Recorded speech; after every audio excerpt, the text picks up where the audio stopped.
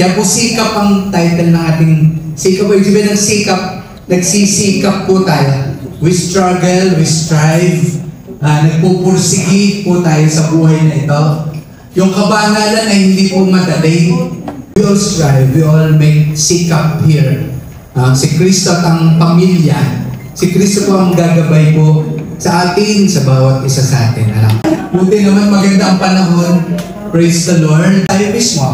Tayo mismo po ang nagiging banal muna dito, ha? Kayo po mismo muna mas nagiging closer to God. After that, saka pa lang natin po gagawin na yung other couples, mapalapit din natin. So, lahat tayo po yung dito nagpupumilit. Kaya po sikap ang title ng ating sikap. Ibig sabihin ng sikap, nagsisikap po tayo. We struggle, we strive, nagpupursigi po tayo sa buhay na ito. Yung kabanalan ay hindi po madali. Yung pagiging mabuting mga mag-asawahan ay sobrang dami pong challenges sa atin. Napag-usapan ninyo yan. Napag-sharean ninyo yan. Kayo po mismo on the ground, yung mismong experience ninyo. But we still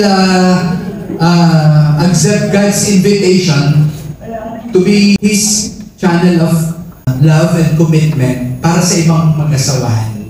So napaka-bless po ninyo at kayo po ay tayo nagkaroon ng ganong opportunities. At lalo magiging blessed pa yung mga mag-asawahan sa inyong parokya.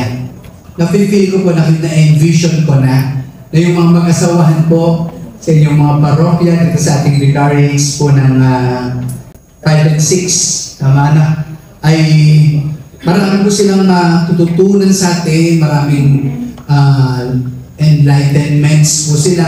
There is no perfect husband, no perfect wife. Alam niyo ba yun? Na-inform ba kayo about that? Inform tayo na. Sabi ko nga lagi sa kasal, sabi ko dun sa mga Catherine is not a perfect wife for you, Arnold. Sabi ko, huwag na lang kayo magpakasal dahil tayo pala lahat ay mga imperfect. Wala rin naman palang perfect marriage, Father. Huwag na lang magpakasal. Ba't nagpapakasal ang mga imperfect na mga tao?